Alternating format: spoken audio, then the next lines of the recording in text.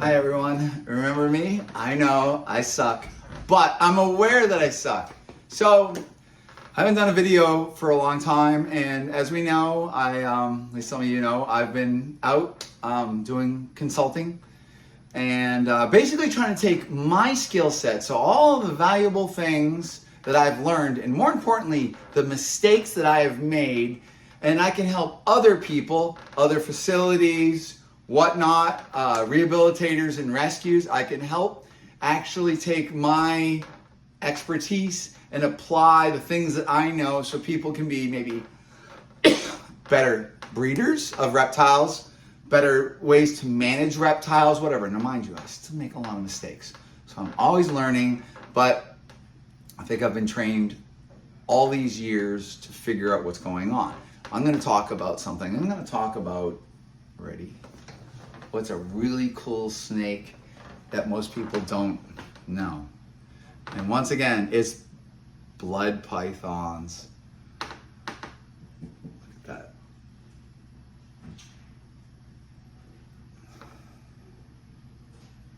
Exquisite. So this is actually a T-negative piebald blood python. And you know, this combo, so this is a double recessive. And this double recessive is, we're getting to see this because of a few people. And that had to be Cameron Tepedlin, who basically started bringing the first T-negative albino blood pythons and the first piebald.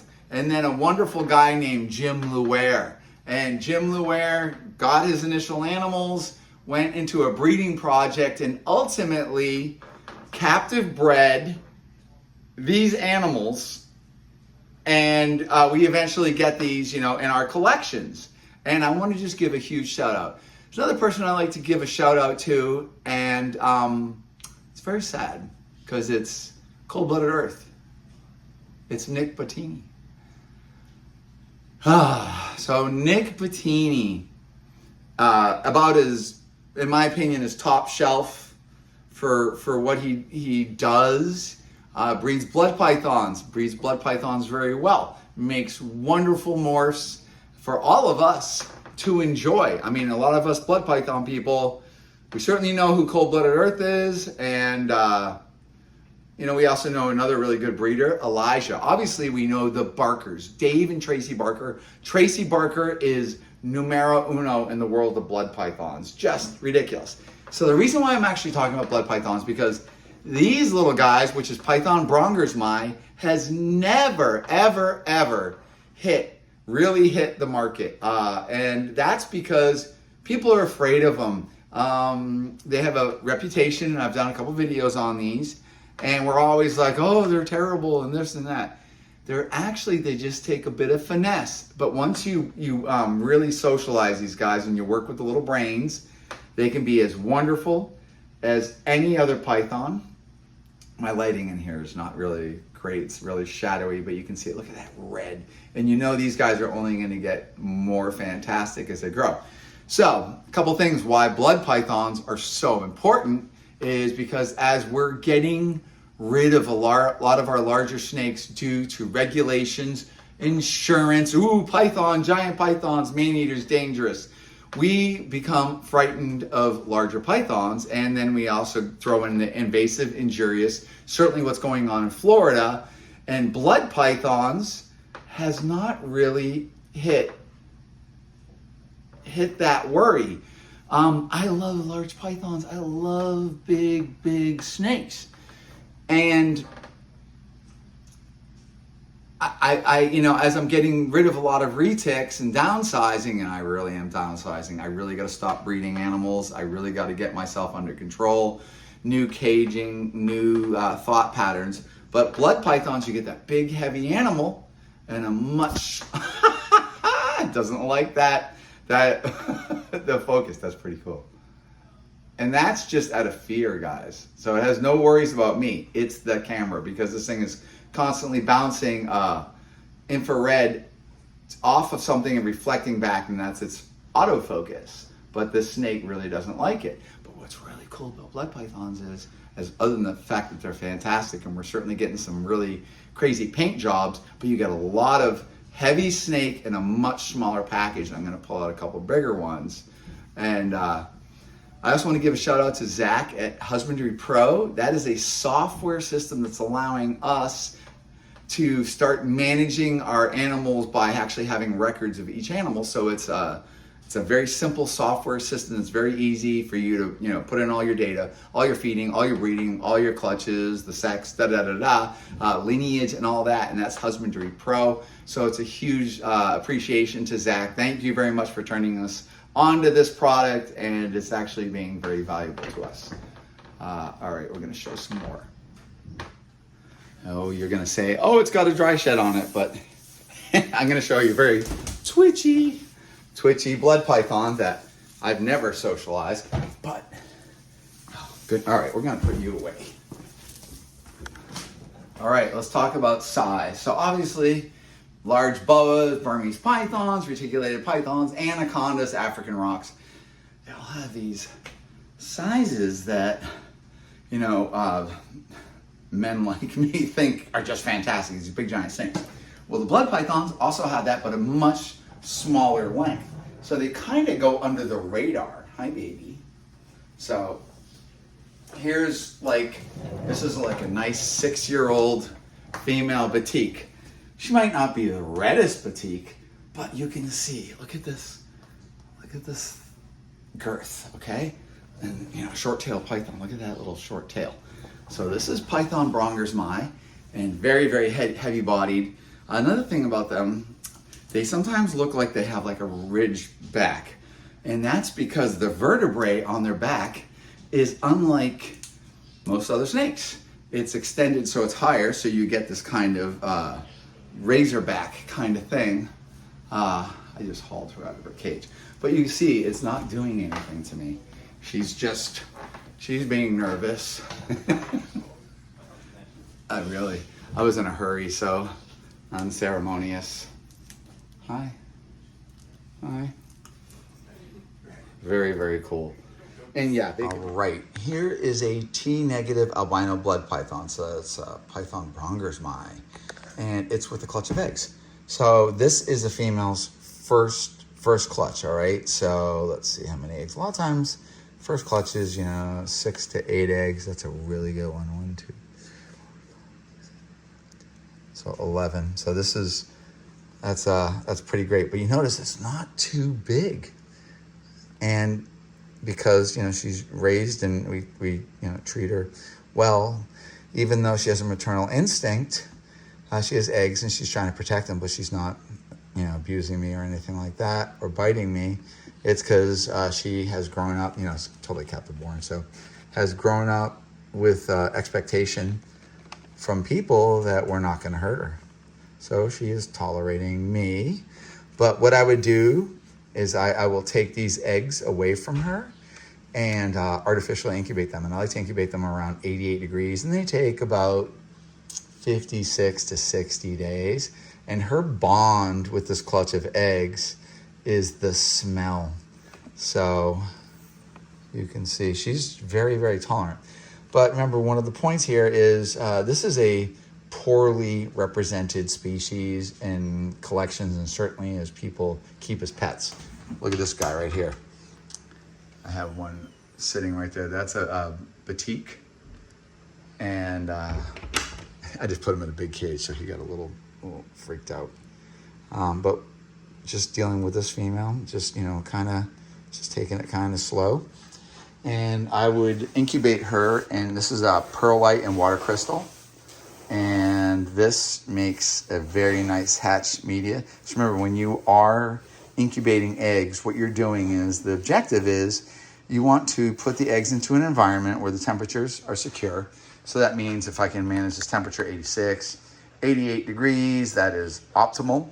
And I'm going to put them in here. And the water crystals are holding moisture, and the perlite is kind of like a sponge. It's got a lot of pores in it. So we put the eggs in here into an incubator where the temperature is maintained consistently. That's very important. And then the egg, as it's growing and the embryo is growing within, it's respirating and it's exchanging gases, and it can pull in moisture or it can release moisture. So if you look at these little eggs, they're a little dimpled in. So I put them in here and I'm gonna cover them. And then of course we're just gonna mark my critical data. But blood pythons, so not too big. Man, look, I keep touching it. And she's a doll. You just have to open your mind. It's a great species, a smaller size as far as length, but you get all that big snake oomph. And right now, I don't see a lot of legislation to ban these guys, but we have to get past our little brains and realize that blood pythons are actually not the horrible monster that sometimes we hear about. Here's a really pretty one. If you could just, the color, hello. Look at that. And you know who makes incredibly natural wild type blood pythons? That's Kara at the Blood Cell. So she has pedigree blood pythons that are ridiculous. And to say that she has pretty much the top red blood pythons, that is, I think that's not an overstatement. Look at that. This is, my camera doesn't like to pick up red. Really, really cool snake. So a couple things about keeping blood pythons. Blood pythons don't want to be as hot as other snakes. So there's a little bit less variability as far as the ambient and temperatures. But I like to keep blood pythons about 82, 84 degrees. That's ambient. So that would be their standard temperature that they could expose themselves to. And if they want to heat up, they'll bask anywhere from 90 to 96 degrees for the hot spot. That's where they're going to lay down. And they do far better with an underbelly heat or an overhead basking platform like a heat panel. But they don't like lights. This is a very cryptic, this is a very hidden animal that lives underneath all sorts of material on the forest floor and palm plantations. Blood pythons are not highly active. They are very, very much sit there and wait for food to come along. And what's really cool about blood pythons are very, they're very thrifty with all of their calories and all of their energy. So it doesn't take a lot of food to manage a blood python and keep this great weight on these guys. So a little goes a long way. It's very easy for us to make these guys obese, and which we do. It's very easy because they love to eat. They're very much opportunistic feeders. A super fat blood python is not necessarily the healthiest blood python, so keep that in your mind. They do want to have ventilation. Do not keep them in a wet, swampy, super humid, water dripping on the sides. It's not good. They can get bacterial infections, they get fungal infections, they can get aspergillus, mold infections in the lung, and they get a chronic respiratory. They can also get a respiratory just when the air is dank. You get a lot of circulation, you have high ammonia, and just waste in the air, and that is an irritant to the lungs, so that's not really great. Don't dry them out, so they really like humidity. I'd say like 60, 70% with ventilation. They do really well in rack systems. They don't really like vision style cages as much because they're exposed. And if you were to put them in something like that, you got to make sure you really kind of get some secretive platforms where they can hide underneath. So hide boxes, whatever. They do not want to be out in the open. So consider a blood python as paranoid. That's the big thing. These little eyes, look at those eyes. They're always like moving around and like, oh my God, how am I going to get out of here? And so just think of them as paranoid. So we have to put a little bit more diligence into socializing them, into reminding them that they are safe, but they can be wonderfully tractable captives. I like them a lot. I just want to put a word out, and you've certainly been hearing me whining about this. It's very hard downsizing and deciding I'm not going to be a snake breeder as much as I used to be, or as a lizard breeder or whatever, because I need to go abroad. I need to go help some other people, and I need to find like a little bit. I've been stapled to this place so much, and like everybody's probably experiencing, the overhead is unbelievable. It's killing us. The rodents and this, and then the legislation. I won't even go there. But I really do appreciate you guys for keep watching. I'm gonna go pull out a couple more snakes. They hate the camera. I love T-negs. T-negative blood pythons happen to be some of the most fantastic, I think, of all the albinos. Look at that. And I've really held back my very, very best to just to breed. When they're babies, they don't necessarily look so remarkable. So this is an animal that might even take a good year before it really grows into its beauty. But look at this. That's a beautiful adult female. She's probably about 7 years old. But look at that.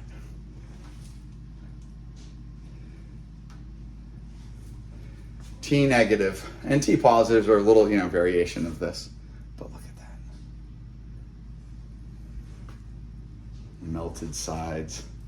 Look at that. That's just, and this, in all of its glory, is a fairly inexpensive animal, considering, because everybody's afraid. Stop being afraid. All right, here's a lovely one. This is a T-negative batik. And so remember one thing. So I got a snake like this, and I'm holding it, right? They have one big, long lung. There's a lot of weight on this animal. And when I'm holding it, and this animal's a little apprehensive, it's gonna start breathing heavy. And so sometimes you hear that, but look at that. That's the batik T-negative. All right. It's like, no.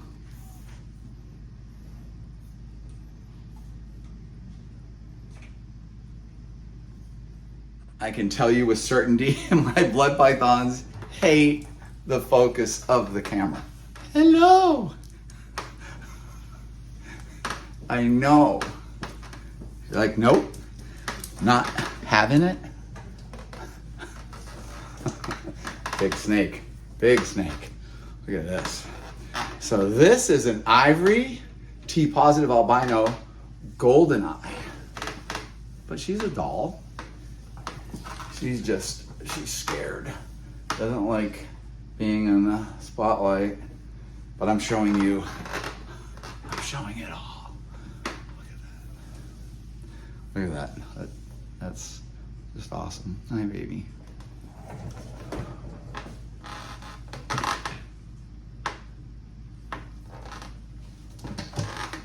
There you go. I love it. So, so we don't have these like sizes, so it's 10 foot, it's 12 foot or whatever. Blood pythons just kind of almost go under the radar, but you're still getting this amazing, this animal's bigger than, I'm looking at like almost like a 10-foot retic right now. And this blood python is easily as thick as that 10-foot blood python. I mean, a 10-foot retic. But this animal is, I don't think you're quite 6 feet, but really nice. So one thing you're doing is watch this tongue. So generally, I'm being a little frantic with these guys because I'm filming in this room. I'm going off. I'm waking up snakes. So remember, when we're going in an animal's environment, and it's just sleeping or it's just wanting to eat, and then suddenly we're just like, now it's time for you to do what I want you to do. Sometimes, the animals, they have to get with the program. So right now I'm trying to film video because obviously I'm not filming videos and I stink. But I just kind of, they all have their personalities. But, blood pythons, you just got to work for it. Isn't that cool? Made amazing babies with this. But I didn't even breed her this year. Hi. Look at that. You're so wonderful. And do snakes like getting pet? Oh my goodness, do they? It's pretty obvious. One thing about blood pythons, if you take them out of their environment and just, freak them out and stuff like that, they tend to be a little bit more reactive, a little less of the brain kicking in because they're kind of defensive. Just remember that whole thing. Paranoid. But wonderful, wonderful. Oh goodness, I was just playing with this one and I show it the camera, the animal immediately changes its disposition. Look at that. So this is a pied Bronger's mine, and you get all sorts of, sometimes they get this black tail tip. This one is gonna hate me as soon as I put its face by the camera. It's kind of cute. It's kind of cute. I hate, wow. Absolutely, all my blood pythons are just completely losing their minds because of the camera. Hi. Nope, you're like, so see that the tongue stops going, the animal's now like in super defensive mode. So remember we talked about long tongue flicks? This is an animal that's telling you, okay, I'm gonna go back to my instincts and I'm gonna be afraid. So I pull it back, let's take it down a notch. And generally, we call it supportive care, petting it, not freaking it out, telling it everything's okay. You're kind of distracting it, right? Going back, and all it wants to do is go the opposite direction. This is a bubblegum video. Look at you. Wow. Horrible fail. Yeah, just right back to it. Look at that. It was just flicking its tongue. So if I go out here, hi.